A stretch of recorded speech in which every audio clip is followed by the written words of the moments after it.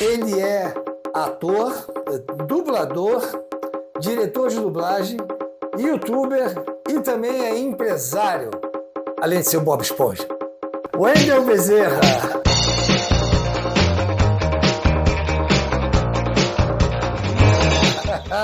É mais ou menos isso. É mais ou menos isso. Rapaz, tudo bem? Prazer em receber você aqui. O prazer é meu. A gente já está atrás de você há um tempão. Meu Deus, mas eu graças... tão com vergonha dessas que coisas. isso, imagina. Prazer. Que bom. Quando tem que acontecer, acontece. Sim, sim. Wendel, da onde você veio, hein? Cara, eu sou filho mais novo de 5. Minha mãe e meu pai são do interior do Ceará. E aí vieram para São Paulo. Eu ainda não tinha nascido. E vieram com um filho só. Aí aquela coisa, vai procriando, né? e quando eu nasci, os meus irmãos meio que faziam publicidade, uma coisinha ali, outra aqui. Mas faziam como? Já tinham em agência? Já estavam em agência? Não, foi num programa de TV com crianças. E sabe quando chama uma criança? E meu irmão lá, o segundo mais velho, fez um monte de palhaçada e tal, gostaram dele. Aí falaram, traz ele de novo e tal. E aí assim foi indo. E aí os outros foram entrando. Então quando eu nasci, fazia-se um pouco. E aí quando eu tinha 4 anos, um dos meus irmãos foi chamado para um teste, para uma peça de teatro. E aí chegou lá, precisavam de 2 crianças. Aí minha mãe falou, ela viu só, né? Ah, são 2 irmãos e tal. Ela falou, tem um pequenininho aqui. E eu tinha 4 anos. Aí tinha que falar, mamãe, estamos com fome, queremos comer. E a outra fala era, foi a mamãe que mandou. E isso era numa peça, era para ser filho da Bibi Ferreira, com Francisco Milani, Teatro Aquários, a Gota d'Água de Chico Buarque de Holanda, dirigido por Jane Rato. Então foi uma estreia assim, a minha estreia, e a minha galharufa eu ganhei da Bibi Ferreira. A Bibi Ferreira que te deu? Exatamente. Uau. Então fui abençoado, e aí a partir dali, cara, eu não parei mais. Fui fazendo teatro, radionovela, publicidade, locução, jingle, dublagem, cinema, tudo. Mas aos 4 anos de idade você já tinha consciência de que queria ser ator? Não. Mas nos bastidores, você acaba criança, né? Eu decorei o texto inteiro, da peça inteira. Com 4 anos? Então, nos bastidores, quando tinha reunião, alguma coisa assim, eu imitava os atores, eu refazia as cenas e tal, e o pessoal ria, brincava. Então, deu pra ver ali que o moleque era meio doidinho. E aí, por conta disso, me indicaram para fazer um teste para uma peça, que era Tistu, o Menino do Polegar Verde. E o Tistu tem 6 anos de idade. Os meninos todos tinham 11, 12, 10. E aí eu tinha 6 anos. Só que eu fui bem no teste. E o diretor foi louco, porque eu vejo meu filho, ele tem 6 anos. Eu olho pra ele assim, eu falo, não acredito que o cara colocou uma pessoa desse tamanho pra protagonizar uma peça. Tipo, eu protagonizava, eu quase não saía de cena, cantava, dançava. O diretor foi o Ney Siqueira. E ainda colocava o dedo e as coisas ficavam verdes, né? Exatamente, o polegar verde. Então, e aí também nessa peça tinha uns 20 atores mais ou menos em cena. Então, a partir dali foram me indicando para absolutamente tudo. Aí eu trabalhei num teatro que a gente estava. De noite entrou Nelson Rodrigues, O Eterno Retorno, com Antunes Filho. E aí ele precisava de uma criança para fazer o Nelson Rodrigues, né? Eu interligava as peças, porque eram 4 espetáculos do Nelson Rodrigues, de uma vez só, o espetáculo era enorme. E aí ele me viu fazendo o Tistu, falou, vou chamar esse moleque. Então foi assim, foi indicando, eu nunca mais parei. Mas a dublagem, como é que você foi parar na dublagem? Você estava no teatro e alguém te convidou? Isso, porque é aquela coisa, né? Você vai indo pra lá e pra cá, vai conhecendo as pessoas. E aí eu descobri recentemente, a minha mãe, ela digitava numa folha de sulfite as coisas que a gente tinha feito, né? Botava o ano e o trabalho. E eu descobri recentemente, em 1979... na Odilfo no Brasil, eu dublei alguma coisa. Eu não faço ideia do que seja. Que foi? Mas foi com 5 anos. Eu considero mais a partir dos 8. Porque dublar, você tem que ler, né? Tem que saber ler, tem que ter um entendimento maior da cena, você tem que ter autonomia sobre o que você está fazendo. Então eu acredito que com 8 anos eu sabia o que eu estava fazendo, de verdade, né? Com 5 anos eu repeti o que alguém mandou eu falar na hora que mandaram eu falar. Então... Certo. Esse time da dublagem é muito rápido, né? Você tem que entrar lá no estúdio, às vezes você não sabe o que vai fazer. É uma coisa louca, né? Porque às vezes o ator ele ficou meses preparando o personagem, estudando como ele vai andar, como ele vai falar, às vezes com um coach, né, para ajudar Sim. a compor o personagem, faz laboratório e tal, e o dublador tem minutos para decidir como é que ele vai replicar aquilo que ele está vendo na tela. Além de ter que respeitar as pausas, as respirações. Exato, porque não é a sua interpretação, né? Você está dando voz à interpretação de outro. Você tem que respeitar artisticamente o que o outro fez, mesmo que você às vezes discorde. Mas a tua fala tem que combinar com o que aquele rosto, com o que aquele corpo tá fazendo, né? Eu acho muito doido isso. Até hoje eu não peguei essa manha, porque eu acho muito... E é muito ágil, muito rápido, né? É uma doideira. Mas assim, se você começa porque é fundamental, exato, né? Se você der sorte de pegar, por exemplo, um personagem para uma série, que aí você vai estar gravando toda semana e tal, aí as fichas vão caindo. Vão caindo. Você falou que se acostumou a passar fome. Como assim? Como se acostuma a passar fome?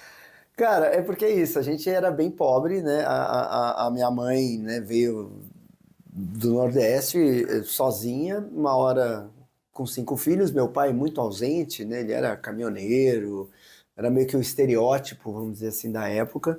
E não se ganhava dinheiro como se ganha hoje, né? Assim como não existia cartão de crédito, né? Tudo era mais difícil. Então era difícil achar um lugar para morar, era difícil comprar comida para 5, escola, roupa. Então era bem isso, fazia parte do nosso dia a dia passar fome, às vezes não comer nada o dia inteiro, fazia parte. Que idade você tinha por aí? Meio que desde que eu nasci até... Eu lembro que assim, que a gente começou a ter uma vida um pouco melhor, eu tinha uns 15, 16 anos. Então ralou até lá, né? Foi dureza. Não deve ter sido fácil. Sendo despejado várias vezes. E nisso você já estava meio que trabalhando, né? Sim. Já estava na atividade profissional, como ator. Aham, sim. Que bacana. E você também foi fazer faculdade de Direito. Pois é, plano B, aquela coisa, ator ali, né? Primeiro que minha mãe sempre falava muito isso. Ela falava para todo mundo, vocês têm que estudar, eu quero vocês com um canudo embaixo do braço. Ela falava muito isso. E quando chegou minha vez, eu sempre trabalhei como ator e estava trabalhando.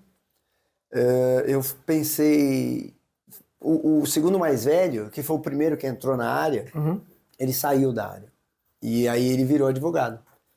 Então pensei, eu vou fazer direito, porque se der errado, né, a gente ator, ainda mais naquela época, você fica com medo, né? De será que eu vou ter dinheiro para pagar as contas? Será que, né? Então eu falei, vou fazer direito, porque se der errado eu bato na porta dele e falo, me arruma um emprego, me ajuda aí. Você chegou a terminar? Terminei. Eu gostei do curso, eu achei legal, eu curti. Mas assim, em nenhum momento eu me vi trabalhando como advogado, promotor, juiz, qualquer coisa assim. Em nenhum momento. Então eu comecei a gostar e aí falei, vou pegar isso aqui como aprendizado. E também minha mãe ia ficar chateada se eu largasse, né? Ela não ia falar nada, mas ela ia ficar chateada. Então eu falei, vou terminar. Mas não fiz estágio, não fiz nada. Continuei trabalhando como ator e graças a Deus as coisas foram melhorando. Então você foi por um plano B, não é isso? Não por achar que a profissão... Não, era um plano B caso a casa caia. Mas advogado também não é muito fácil, não, né? Pois é, exato, é a mesma coisa, né? Você tá sempre tendo que pegar trabalho ou trabalhar num escritório que também deve ser... Exatamente. Terrível. Bom, e aí você também já foi palhaço.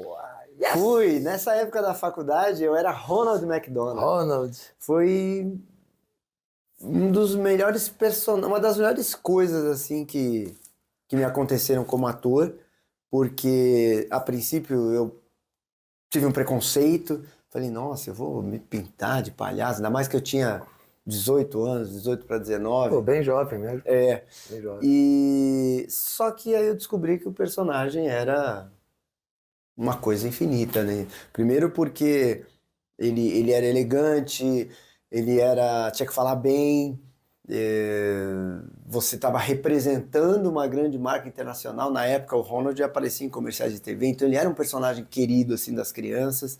E eu tinha que fazer o show cada dia num lugar. Então, porque eram escolas, creches, hospitais e restaurantes. Então, o espaço físico, cada hora era um, a classe social, cada hora era uma.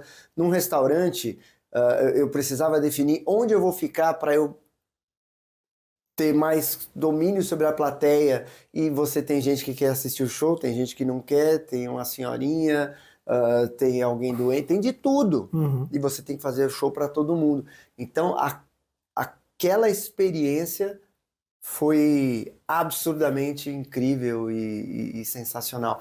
E era demais também, porque às vezes eu estava cansado, ou triste, ou chateado, ou qualquer coisa assim da vida, e saía feliz, né? Porque a vibração e a energia e a alegria que ficava no ambiente era... Então você curtiu surreal. fazer esse personagem? Nossa, muito. Quanto tempo você fez o Ronald? Eu fiz o Ronald por uns 5, 6 anos, talvez. E a dublagem correndo paralelo. Junto, exatamente. Correndo paralelo. Mas teve um momento que você decidiu seguir, Sim. focar mais na dublagem, né? Só, quer dizer, não é que você pintar um papel para uma novela você não vai fazer. Não, claro até hoje em dia, que eu tô numa outra fase da vida, eu tô louco pra começar a atuar de corpo e alma como antigamente. Uhum. Eu parei ali com uns 18 anos, 20, por aí, de fazer publicidade e coisas pra TV. O Ronald tomava muito meu tempo, mas pagava bem. Só que num determinado momento eu já não estava mais tão feliz.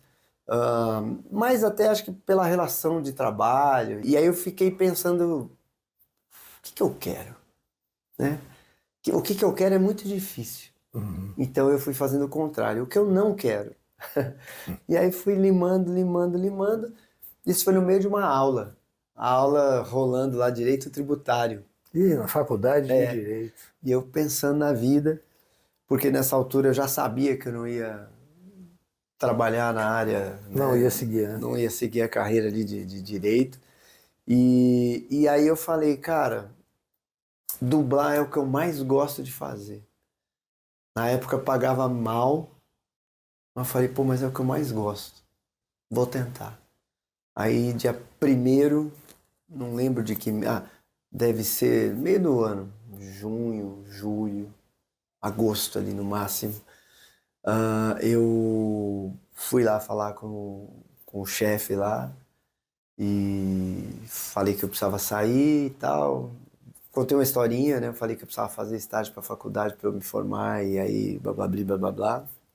Mas que eu tinha os finais de semana à disposição, mas durante a semana não dava mais porque eu viajava muito.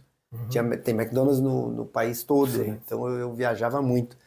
E aí eu saí de lá 8h30 da manhã, fui em todos os estúdios de São Paulo, falei, tô 100% disponível, inclusive se precisar de diretor novo aí me chama, nunca tinha dirigido, mas já me ofereci, porque eu precisava ganhar, né, lá no Mac eu ganhava bem e tal, e deu super certo, né, eu comecei a trabalhar muito, poucos meses depois eu já estava, logo de cara eu comecei a dirigir na Dubla Vídeo, aí uns 4 meses depois eu fui dirigir na Alamo, que era o maior estúdio de dublagem de São Paulo, né, respeitadíssimo, e aí foi. Tinha um estúdio chamado AIC. AIC São Paulo. São Paulo, eu lembro dessa assinatura. Que virou BKS, a BKS existe até hoje, é no mesmo lugar. E você começou a dirigir e não parou mais de dirigir também, né? Sim, aí eu abri um curso de dublagem, depois um estúdio de dublagem, né, uma empresa de dublagem. Aí quanto mais a empresa foi crescendo, menos eu tinha tempo para dirigir. Então eu dirijo hoje 2, 3, 4 filmes por ano. Hoje você dá trabalho para os diretores de dublagem. Exato, não é exatamente. Como é que foi essa passagem para empresário? Foi legal? Bacana? Foi legal, muito desafiadora. Eu não sabia que eu conseguiria, que eu tinha essa aptidão, vamos dizer assim. Não que eu seja um grande empresário, mas eu acho que eu sou bom como líder de equipe. Então a minha equipe é muito boa, me ajuda muito e abraçou a causa do que a gente pensa artisticamente mesmo, né? E de relações humanas. Então a minha equipe ela é incrível e ela me ajudou, né, a fazer a empresa virar um sucesso, crescer e dar certo. E você tem que abdicar, né? É isso, né? Tem que fazer algumas renúncias. Mas eu me sinto feliz assim com isso, porque apesar de eu gostar de estar no estúdio e tal, me dá prazer também saber isso, que pô, eu estou proporcionando trabalho para outras pessoas, que eu estou passando para a frente o que eu penso de como deve ser uma dublagem, de como deve ser a relação do ator, o técnico e o diretor, sabe? E eu vejo isso acontecer. Então, isso também é prazeroso. Isso vai de encontro a uma frase que você falou numa das suas entrevistas, abrir mão do nosso para dar para o próximo. E você, de certa forma, deixando de dirigir, você está abrindo caminho para novos diretores. Sim, e fazerem coisas grandes, porque ainda acontece, às vezes, do cliente pedir para eu dirigir tal projeto. Eu quero que você dirija. Eu dirijo, mas eu tenho conseguido, às vezes, falar, vamos deixar fulano. Eu fico junto, eu acompanho, porque também a pessoa cresce junto, né? Eu acho importante, acho legal isso. Filhos? 3? 3 filhos. Legal. Eric, Melissa e Enzo. E eles estão no meio também? Não. Eles já dublaram, eventualmente, quando precisou de uma criança e tal. Às vezes é mais fácil você pegar uma criança que te conhece ou que está familiarizada com aquilo. Que você pegar uma criança que nunca entrou no estúdio, que não conhece as pessoas, é um pouco assustador. Né? A dublagem é um estúdio fechado, vazio, com pouca gente. É você, o técnico e o ator.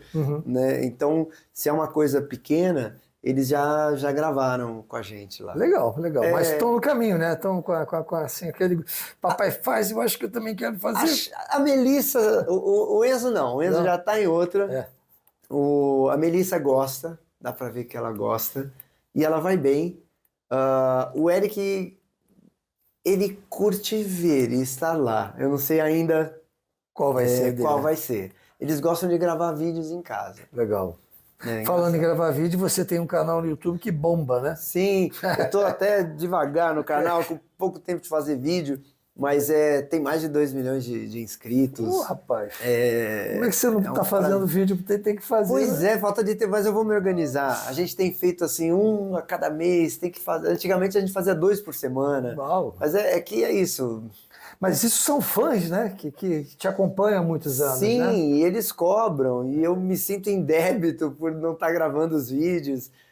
Mas é muito gostoso, porque eu acho que de certa forma eu incentivei os dubladores também a botarem a cara, né, a mostrarem o seu trabalho.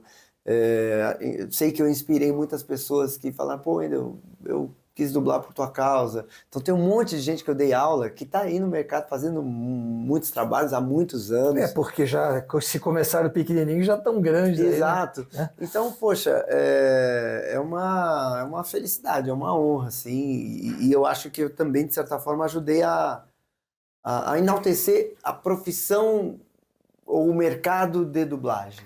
Personagens. Você tem noção de quantos você já fez, assim, pelo menos os marcantes, quantitativamente? Marcantes, eu chuto que deve ser marcantes, uns 20. Uns 20? Eu acho que sim. Agora, em títulos, são uns 30 mil títulos. 30 que eu já mil, participei. é muita coisa. É muita coisa. Então deve ter coisa que você vê e fala, ih, olha lá eu. Não faço ideia. E às vezes nem se reconhece. Às vezes o pessoal, vê um filme seu, tal filme. Eu falei, pô, não lembro. Como é que é? Com tal ator. Mas e a história? Aí conta a história inteira. E eu era o protagonista. Aí eu falei, não lembro. Desses personagens, qual mais que te deu, assim, projeção? Eu acho que o Goku foi... Porque ele é muito amado. Não é todo mundo que conhece, porque tá no nicho ali de animes, né? Mas ele é amado. Então, começaram a sair muitas matérias, muitos eventos, as pessoas começaram a saber qual era o nome. Na verdade, começaram a reconhecer a voz do Goku. Olha o Goku no filme ali, olha o Goku ali, olha o Goku ali. Aí depois descobriram que essa voz tinha um nome. Sim. Wendel Bezerra. E aí depois descobriram que tinha um rosto. Então acho que o Goku fundamentalmente é o que alavancou, assim, vamos dizer, o meu contato com o público, né? Aí depois vem o Bob Esponja. O Bob veio depois. Ele aconteceu depois? Depois, um ano depois. Um ano depois. E quanto tempo você ficou fazendo o Bob Esponja? Já faz 25 anos. Gravo até hoje. Até hoje? Todo que mês. Maravilha. Que legal, hein? É muito louco. É. E aí o Bob Esponja, ele é mais conhecido. Uhum. Eu vi até numa pesquisa que 99% da população brasileira conhece Bob Esponja. 90? Caramba. É muito louco. Então muito louco. Conhece a minha voz, É claro. De uma forma ou de outra. Tinha que aparecer a carinha do dublador ao lado do personagem. Nos créditos, junto, né? Exatamente, para saber quem é, né? E aí tem muitos, né? Hoje em dia tem o Sanji do One Piece, que tá fazendo um sucesso absurdo, o anime. O Buddy Valastro, que é o Cake Boss. O Bear Grylls, né, que é um aventureiro sobrevivente, aí atores como o Robert Pattinson, que eu dublo desde o Crepúsculo, fiz ele no Batman, tem aí o Mickey 17, que estreou nos cinemas agora, o Edward Norton, o Sam do Senhor dos Anéis, o Jack Chan das Aventuras de Jack Chan, é muita coisa. Ou as pessoas ficam pedindo para você fazer o personagem quando encontram com você? Pede. Pede. Dependendo do lugar não dá, né? É claro. Às vezes, sei lá, pede um Kamehameha no mercado, no shopping. Pô, não dá. Não dá, né? Fala, mas eu sou o Goku. Tá bom. Pede para mandar recadinhos. Tem um site, né, que vocês acham que trabalham com... Eu fazia parte do... Oh, meu Deus. Fã, alguma coisa. Alguma coisa assim que o fã ele pedia a voz, ele mandava um recado com a voz do dublador, não é isso? A gente fazia vídeo. Vídeo. Você dava um oi para a pessoa, e aí era de tudo. Ou era para empresa, para equipe de empresa, equipe de vendas, por exemplo, ou para namorado, namorada, filho, tia, sobrinho, de aniversário, porque passou de ano, era de todos os tipos vinham os pedidos. E então fazia um vídeo falando: oi fulano, sei que você gosta muito do meu trabalho, ou gosta muito de mim, ou gosta muito de um personagem que eu dublo e tal, então eu tenho uma mensagem especial para você. Aí eu fazia com a voz. Legal. Em vídeo, é muito legal. E na tua empresa, não sei se na sua empresa, você continua com os cursos de dublagem? Não. Eu tenho um curso online que na verdade não tá fechado. Tá. Eu preciso, porque eu quero regravar alguns módulos. Um curso online, a pessoa compra e acessa e assiste. Exato. Legal. E, nossa, foi um sucesso. Online digital, é isso? É um produto digital? Isso, um produto digital. E a galera, cara, adorou. E aí eu fiquei muito feliz com os feedbacks e tal. E aí o pessoal me cobra. Wendel, e teu curso? E aí eu vou regravar uma coisa ou outra, acrescentar mais... participações, né? Porque tem outras pessoas que participam.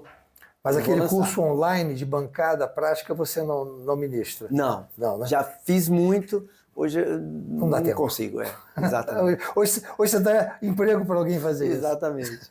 Wendel, agora só para a gente, né, que isso não tem como deixar de perguntar, a gente tem muitos seguidores, muitos fãs, pessoas que amam dublagem, pessoas que nunca imaginaram na vida que um dia poderia ter essa profissão, apesar da inteligência artificial estar querendo ameaçar aí a atividade, que não vou entrar nessa discussão, mas para quem quer entrar nessa história, independente, a gente sabe que tem que ser profissional como ator, mas o que você diz para o cara que quer seguir esse caminho? É isso, tem que se especializar como ator. Isso, primeiro, é pré-requisito. Exato. Né? Precisa fazer um curso de dublagem, porque a dublagem, a gente, como você mesmo disse, né, a gente trabalha muito rapidamente, é tudo muito rápido. Então a pessoa tem que chegar lá minimamente preparada, saber como é que é a dinâmica, como é que funciona, como é que é o texto, o que é anel, loop, os termos pegar todos da cabeça, sabe? Ela tem que entender o processo e para isso o exercício é fundamental. Mas eu digo que é muito importante cuidar da dicção, né? Ter uma boa dicção, então fazer fono é muito importante. Uma boa dicção. Exercícios diários, né? E ler. o bom ator, especialmente quem trabalha com falar, com voz, e a gente lida com todo tipo de produto, né? Todo tipo de ficção, documentário sobre o fundo do mar, é tudo. Você precisa falar bem, conhecer as palavras, ter cultura. Mas você fala ler em voz alta já exercitando? Isso é maravilhoso. Tá. Eu sempre indicava isso para os alunos. Leia em voz alta e já interpretando o que você está lendo. Perfeito. Né? Porque tudo é exercício. Perfeito. Você vai ficando bom, você vai ficando bom. Tanto que o dublador, às vezes quando a gente ia fazer teste para voz original ou coisas assim, normalmente a gente pegava, porque a nossa primeira leitura é muito boa, em função de já ter feito muito. Perfeito. Então você causa uma impressão que, nossa, o cara é brilhante. Às vezes o outro é até melhor, mas ele não tem essa fluência na leitura e já Exatamente. pegar interpretando. Exatamente. Isso você desenvolve também fazendo, né? Exatamente. Né? Ali, cursos e praticando, né? Exato. Trabalhando. Exatamente. Ofício. O dublador bissexto, coitado, esse daí tá... Esse cansa, já apanha. Esse aqui, uma vez, de vez em quando, lá faço um poste de costas, uma coisa assim. O Hugo tá fazendo, tá dirigindo, então ele me Sim. chama para fazer umas coisas assim, bem que não comprometem, né? Não tem sync, tá de coisa. Mas a tua voz, ela é maravilhosa para dublagem. Já devem ter te falado, por causa do timbre, da faixa etária. Faixa etária. Falta muito. Eu tenho que praticar. E o problema é isso, os atores mais maduros, isso acontece com todo mundo, assim, quando vai dublar pela primeira vez ou fazer um curso, a gente leva muito julgamento. Que, eu tô sendo devagar, eu tô sendo burro, vamos pensar... E aí você põe tudo isso. Só que, assim, é difícil e complicado e chato para todo mundo, até pro garotinho de 10 anos que tá começando. Então, primeiro a gente precisa se livrar desse auto-julgamento, que é começando. Você está começando algo, não é quando foi a última vez que você fez algo pela primeira vez. É isso aí. Né? Então, e a dublagem, ela é pela primeira vez sempre. Porque toda vez que você chega lá é um ator novo, uma cena nova, um texto novo que você não viu. Então, poxa, alguém como você, para o mercado de dublagem, é ouro. Eu preciso me dedicar mais. O Jorge Vasconcelos, conhece? Sim. Dublador da Carioca. Uma vez eu vi ele falando, ele entrando no estúdio, e eu nunca mais esqueci isso. Ele falou assim, eu sou quem no loop qual? É louco, né? O público nem imagina. É isso. Bom, Wendel, a Unidub, você está há quantos anos dirigindo a empresa?